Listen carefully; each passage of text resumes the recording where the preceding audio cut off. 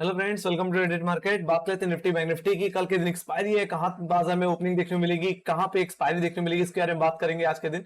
शुरुआत करना चाहूंगा सबसे पहले निफ्टी की। तो निफ्टी में आज के दिन गैप अप देखने को मिली और सीधी सी बात है, हमने 18 अक्टूबर को भी गैप अप देखा था, आज के दिन भी गैप अप देखा। उसको दोबारा एक गैप अप के बाद और तेजी चेज कर पाना थोड़ा मुश्किल होता है और आज के दिन में वही हुआ। शुरुआत में बाजार में कोई मूवमेंट नहीं मिला, पर जो शुरुआती एक डेढ़ घंटे में जो तेजी देखने मिली वो रिलायंस की वजह से देखने मिली। रिलायंस कहने के आज के दिन 2500 के आसपास कहने की क्लोजिंग दी है। एक लगातार एक शार्प अपसाइड मुझे आज के दिन 200 EMA के टूटने के बाद और 2500 के लेवल्स के टूटने के बाद देखने को मिला। तो एक बहुत बड़ी रैली देखने को आज के दिन मिली रिलायंस में। और रिलायंस ने शुरुआती फर्स्ट हाफ में कहने की बाजार को होल्ड करके रखा।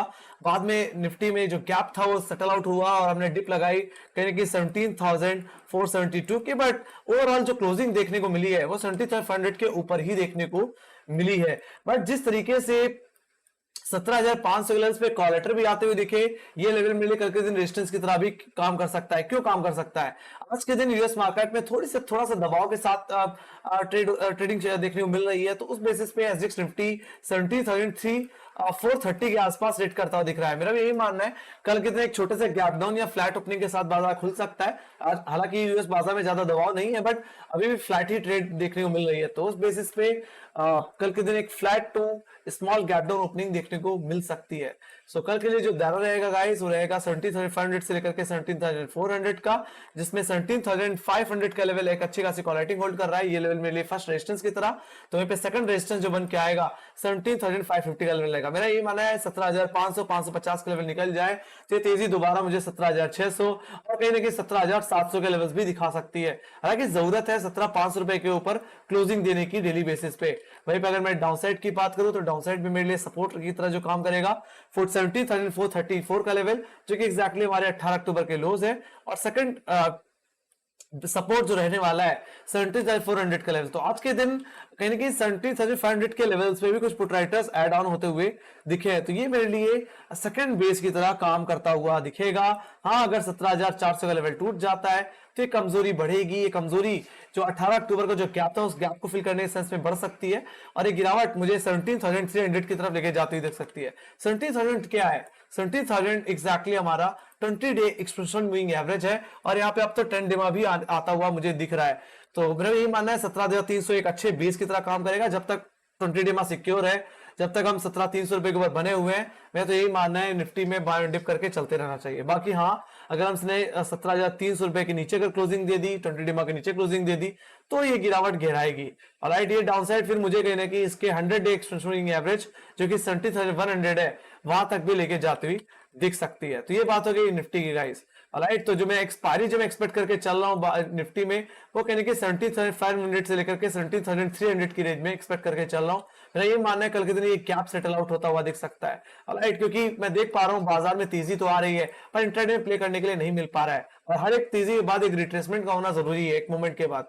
राइट, और एक बार अगर एक अच्छा रिट्रेसमेंट मिल जाता है तो बाजार दोबारा अपनी रैली को कंटिन्यू कर सकता है। अदरवाइज आप गैप अप पे गैप अप देखते रहोगे और बाजार में साइडवेज रेंज बाउंडिंग मार्केट रह जाएगा, तो आपको प्ले करने के लिए इंट्राडे में कुछ नहीं मिलने वाला। ठीक है, so let's go to bank nifty guys.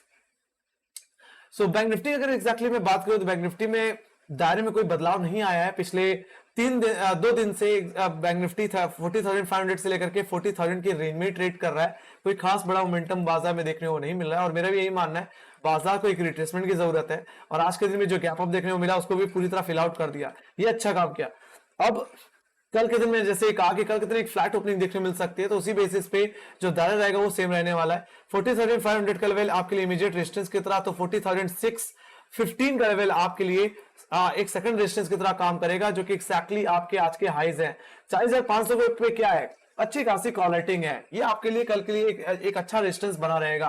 वहीं पे अगर मैं सपोर्ट की बात करूं तो फर्स्ट सपोर्ट जो रहने वाला है 40,140 का लेवल, जो कि एग्जैक्टली हमारे 18 अक्टूबर के लोज है। और सेकंड सपोर्ट जोन रहेगा वो रहेगा 40,000 का लेवल, जो कि इस हफ्ते का सबसे बड़ा सपोर्ट जोन है, जो सबसे ज्यादा पुट राइटिंग होल्ड भी कर रहा है।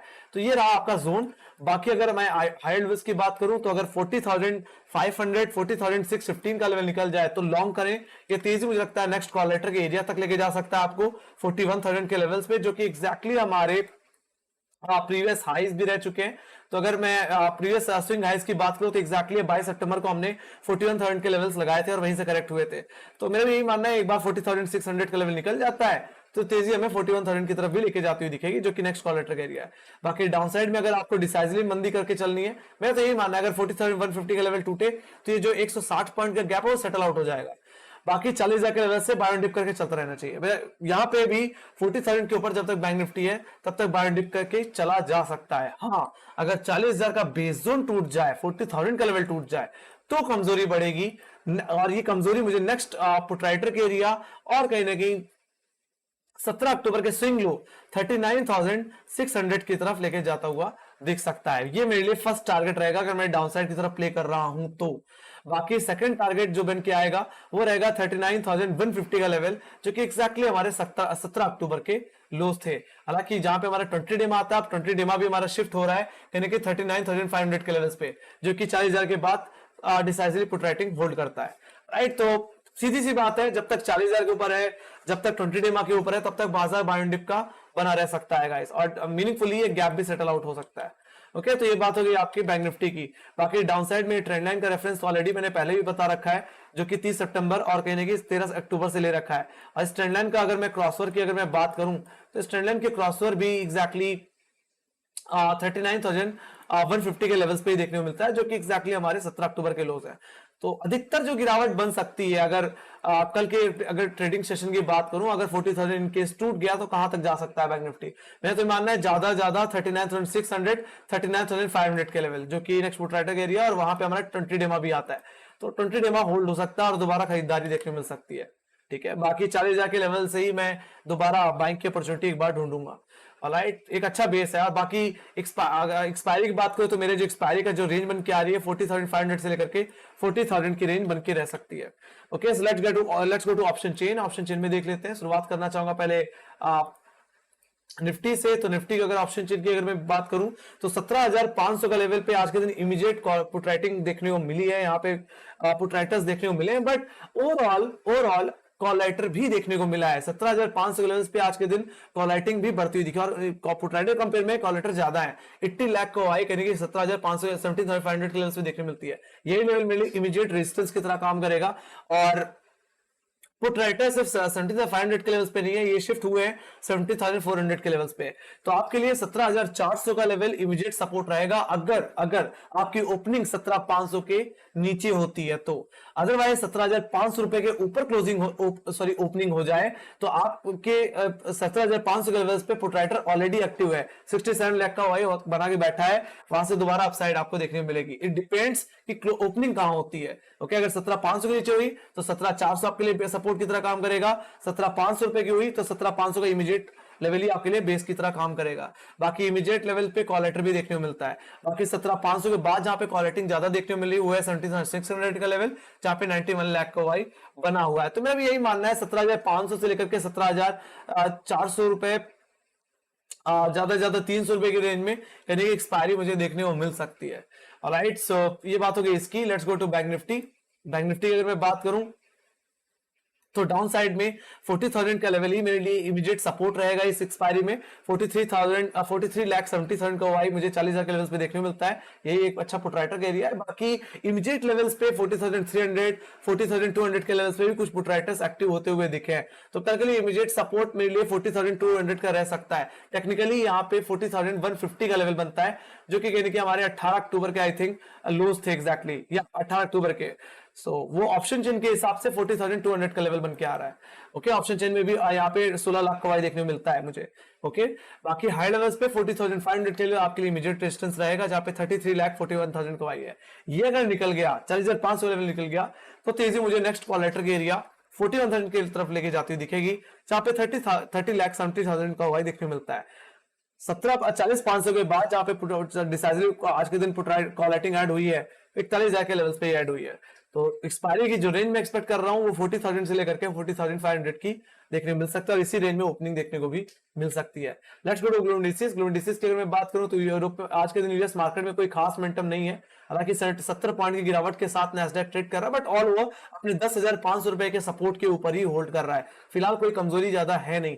आज यूरोपियन मार्केट की बात करूं तो पिछले 3-4 दिनों की जो तेजी आई उसके बाद थोड़ी प्रॉफिट बुकिंग आज देखने को मिली है, थोड़ा फ्लैट ट्रेड करते हुए European market, but in red देखने को मिल रहे हैं। वही एशियन बाजार की बात करें तो एशियन बाजार में भी आज के दिन थोड़ी प्रॉफिट बुकिंग देखने को मिली। एसजेएक्स निफ्टी खासकर 17,500 के नीचे ट्रेड करता हुआ दिख रहा है 70,438 रुपए के लेवल्स पे। तो अगर एसजेएक्स निफ्टी अगर मॉर्निंग में अगर फॉर डाउ फ्यूचर्स अगर मुझे 30,500 के आसपास देखने को मिलते हैं, तो मेरा तो यही मानना है कल के दिन बाजार में आपको एक फ्लैट ओपनिंग ही देखने को मिलने वाली है 70,450 या 430 के आसपास।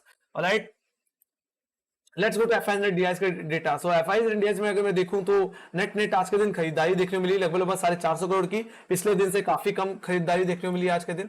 एफआईज की बात करें तो एफआईज में ज्यादा एग्रेसिवली सेलिंग नहीं कर रहे हैं, और पिछले दिन के कंपेयर में बिकवाली थोड़ी ज्यादा है, 450 करोड़ की बिकवाली इन्होंने की है, जिसमें डीआईज ने आज के दिन लगभग 908 करोड़ की खरीदारी की है। हालांकि एफआईज की बिकवाली फिर से बढ़ रही है और डीआईज की खरीदारी थोड़ी धीरे धीरे कम हो रही है पिछले 3-4 दिनों के कंपेयर में। सो ये चीज थोड़ी सी यहाँ पे प्रॉब्लम क्रिएट कर सकती है। लेट्स सी 17,500 के नीचे अगर ओपन होते हैं तो मीनिंगफुली नीचे गैप्स हैं, तो सेटल आउट होने के लिए डाउन साइड लगा सकता है।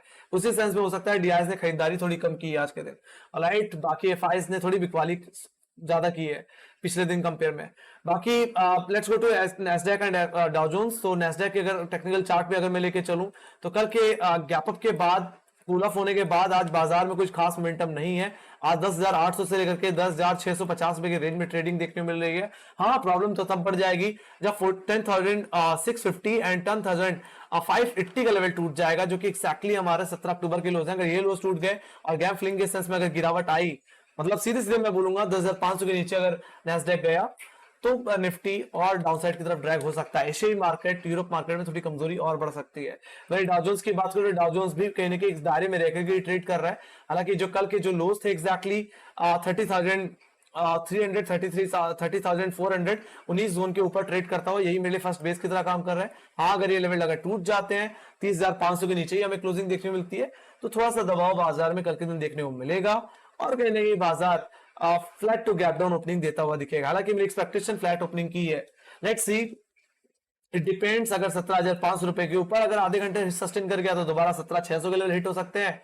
बाकी 17,500 के नीचे अगर थोड़ा समय बिता दे तो मीनिंगफुली 17,400 17,300 के लेवल देखने को मिलेंगे। गैप भी है, वो सेटल आउट हो जाए और 20 डे से बाउंस ले ले तो दोबारा मीनिंगफुली एक अपसाइड देखने को मिल सकती है।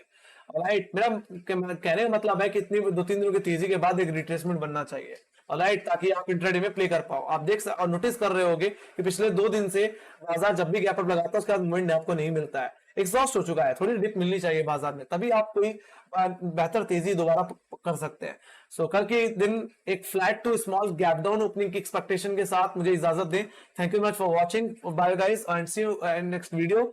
और प्लीज मेक श्योर लाइक से सब्सक्राइब जरूर दिया करो, और Telegram channel link description box में मार्केट रिलेटेड जितनी न्यूज रहती है वहां पे अपडेट होती रहती है गाइस। आप बाकी आपके कोई सजेशन है या कोई फीडबैक्स हैं तो कमेंट सेक्शन में जरूर लिख सकते हैं। और आपको क्या लगता है कल के दिन क्या गैप अप होगा, ये गैप डाउन, इसके आप जरूर अपनी राय जरूर रखें। सो इसी के साथ bye bye guys, next video, bye bye.